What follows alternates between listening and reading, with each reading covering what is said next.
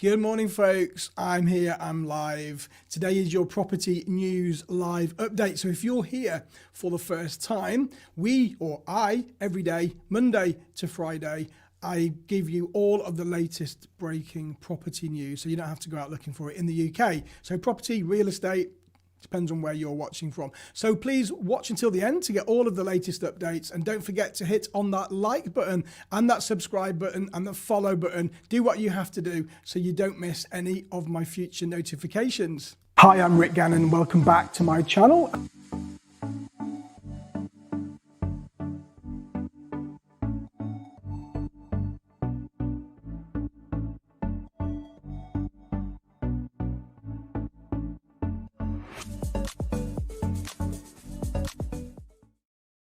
So what is in the news today? First of all, folks, what we have to do here, you have to give yourselves a shout out. That's what we do on the channel. Love it or hate it, but I like to keep the community involved. So first of all, if you just say your name, tell me who you are, where you're watching from, I do the shout outs, then we get into the news broadcast. That's what we do here. So good morning, Dee, watching on YouTube, and you are watching from Manchester. Good morning, Mihail from Windsor, watching on Facebook. Good morning, Dominic from Winchester. Doesn't say where you're watching it from though. And Eric, good morning, watching on LinkedIn from Rotherham. Julie, good morning. Sorry you missed it yesterday. You've clicked on the share button. That's another thing we do, folks. If you do like the news feed, if you click on that share button, it just helps the algorithms, it helps me, and it just gives us more encouragement to do more of this. Good morning, Kim from Teignmouth. Good morning, Yemi, watching from Essex, and you've clicked on the share button. Stephen, good morning. You are watching from a frosty Bedford, and you're watching from Facebook. Good morning, Grayson, also watching from YouTube. Doesn't say where you're watching from though. And Trifecta from watching from YouTube as well, from Greenwich in London. Steve, good morning from Devon. Somebody don't know your name, watching from Callow End. That's just around the corner from me. Good morning to Stephen, you've shared it. Thank you. Sharon, watching from New York.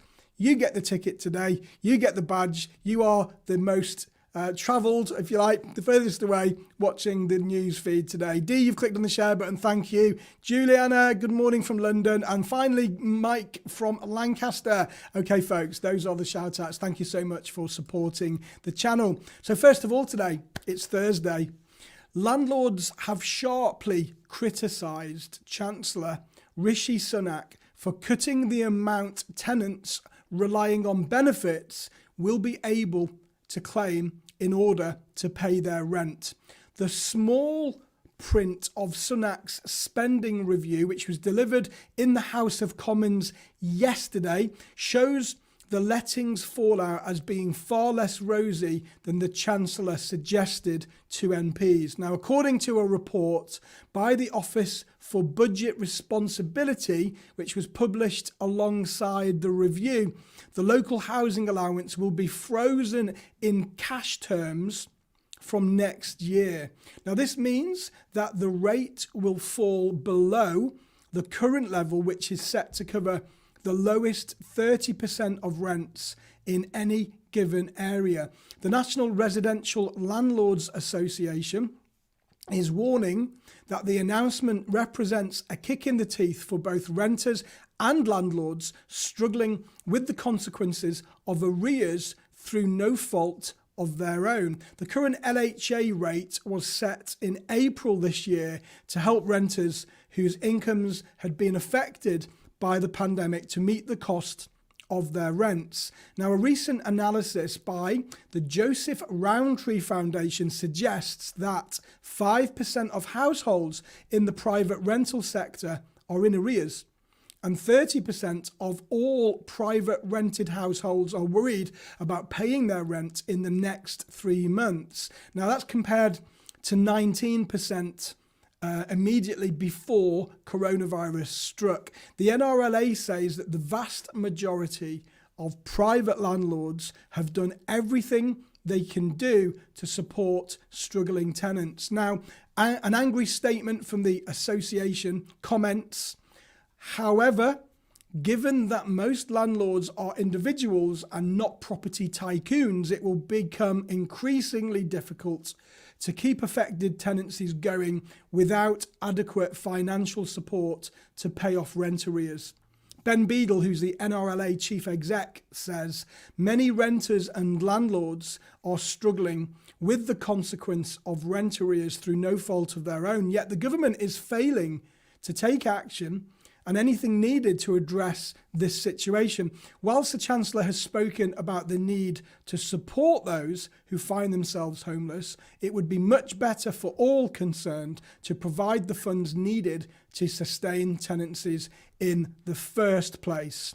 What are your thoughts on that, folks? Do you think you're going to have any effect from this? Lots of people saying good morning. Good morning from North Yorkshire. Good morning, Pippa. Good morning, Andrew from Lincoln. Lots of people watching this morning on YouTube. So give yourselves a shout out, folks, if you are.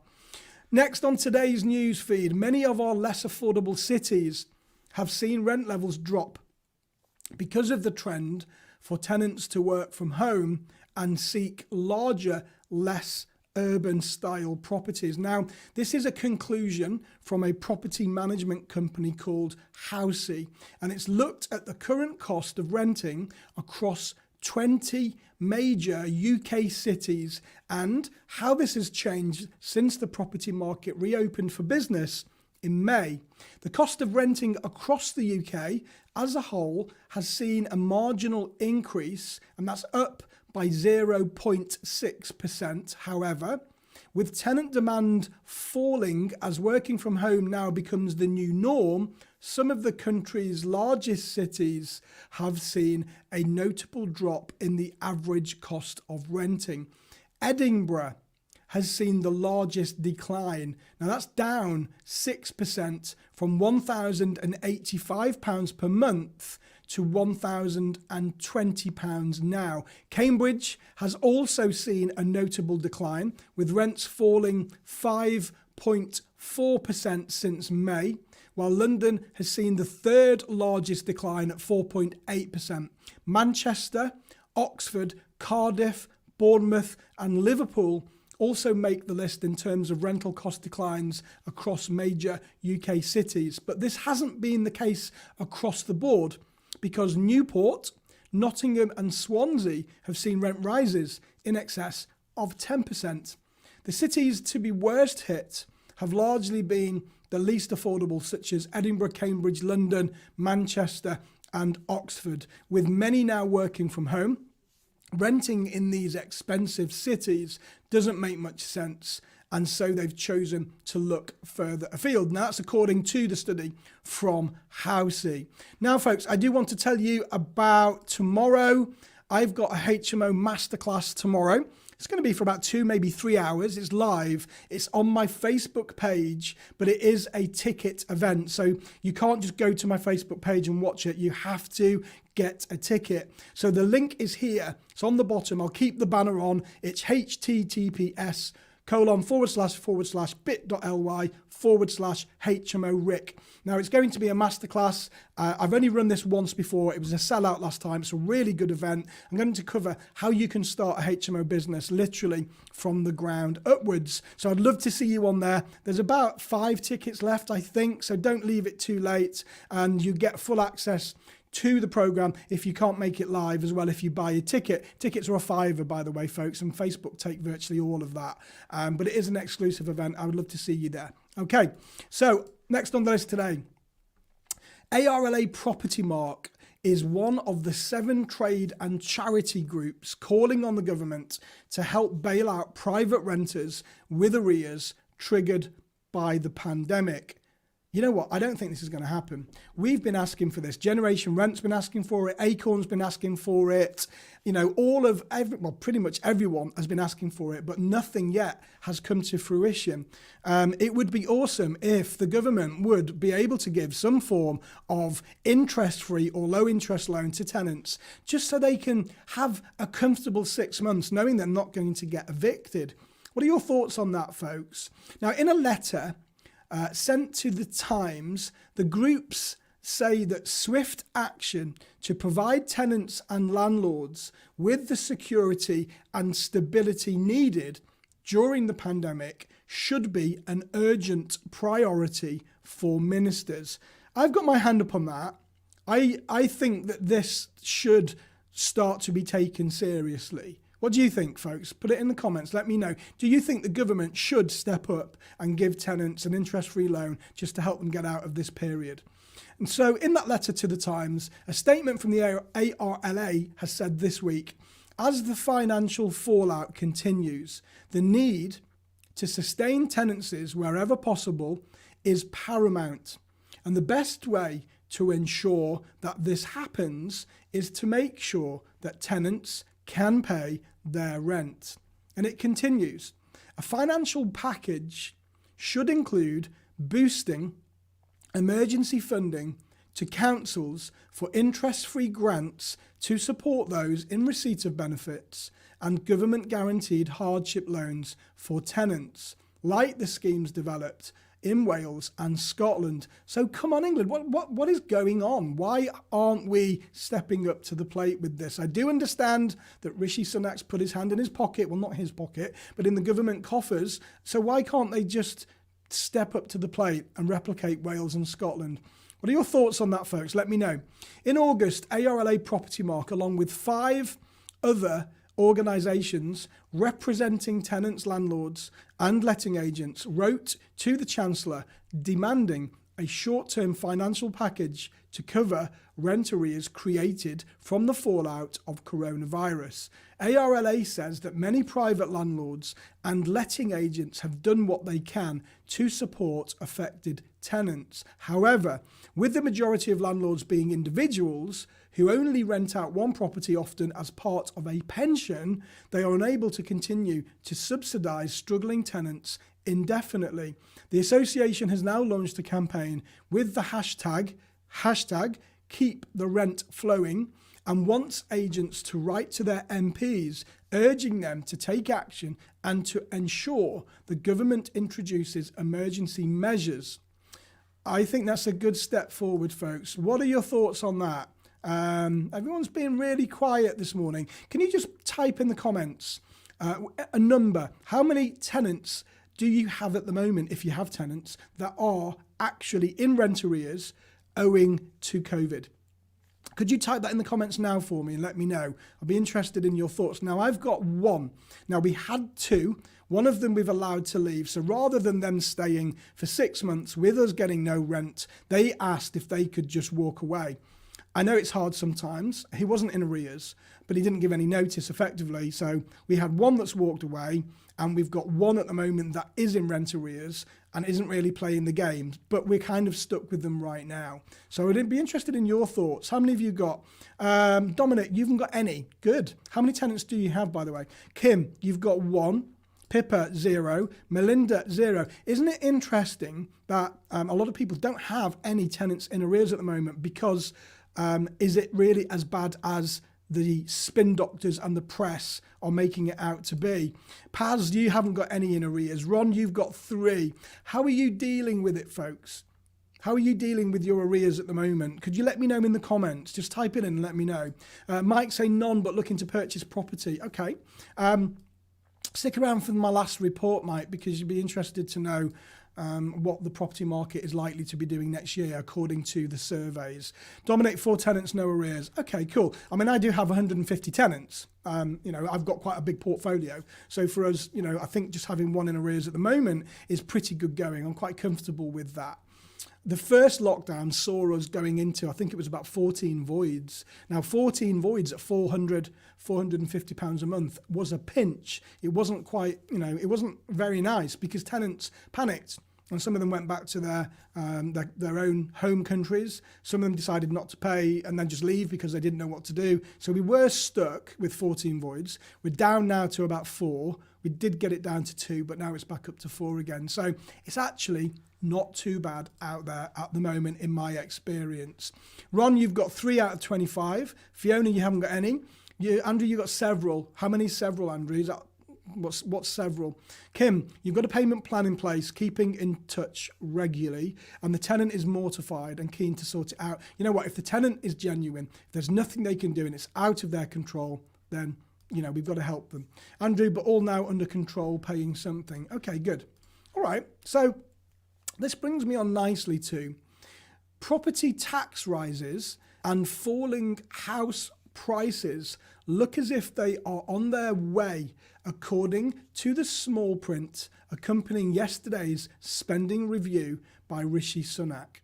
No tax increases were mentioned, but the Office of Budget Responsibility, which oversaw the statement, says, "Our central forecast shows 20 billion to 30 billion in spending cuts or tax rises would be required to balance revenues and day-to-day spending and stop debt from rising by the end of this Parliament.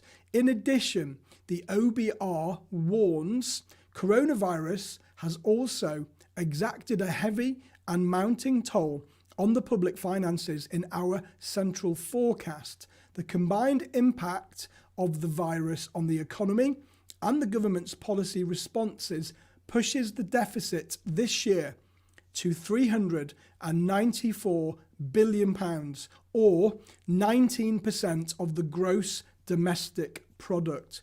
Now, levels that haven't been seen since 1945 to 1946. This is driven by a collapse in tax receipts and an increase in government spending from 41 to 51% of GDP, a level unknown in peacetime.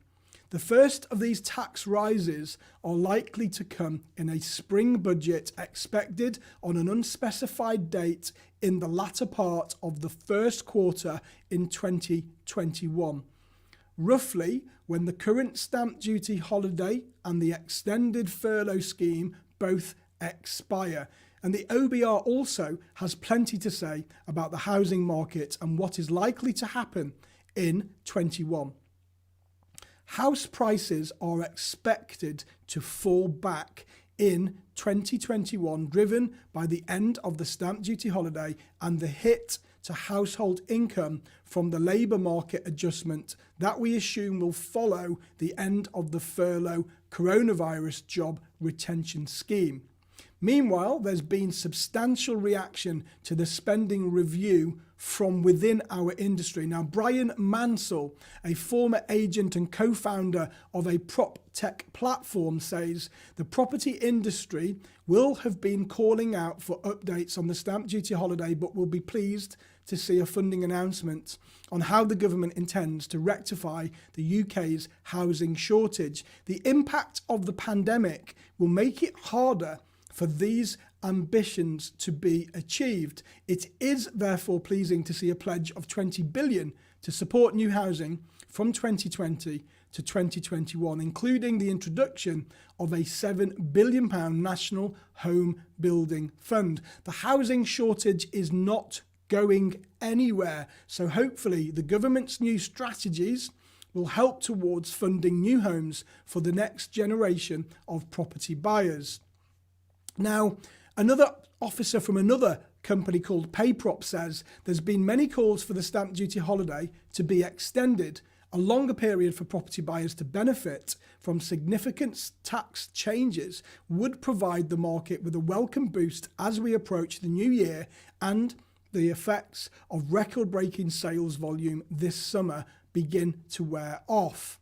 Now, hopefully the government and the government housing funds will be used to improve the pace of supply of affordable new housing for sale and rent in places that are most needed.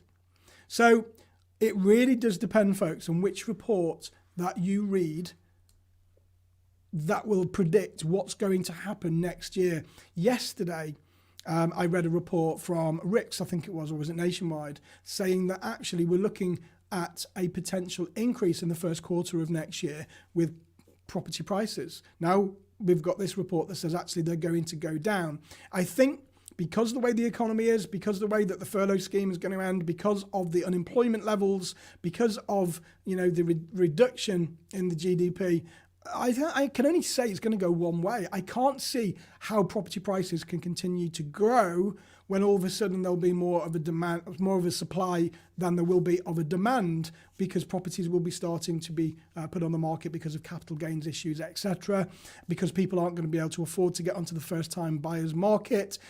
Subsequently, we are going to see a drop in property prices, in my opinion. What are your thoughts, folks? Let me know. Do you think property prices are going to go up, or do you think they're going to go down? Let's have a look.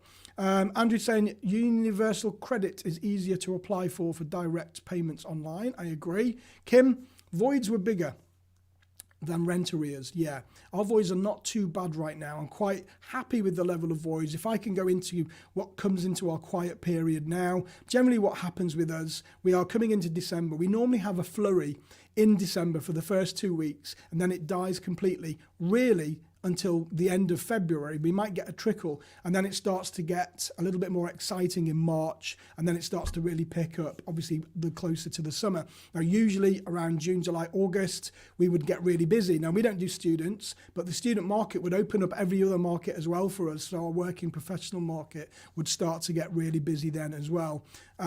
So I'm happy to go into this time of year with 3 voids. That's acceptable for us. Let's hope and cross fingers it doesn't get any worse. But at the moment, it's okay. I remember in lockdown 1 panicking because when Rishi Sunak stood there, do you remember? And he said that he was going to give mortgage holidays.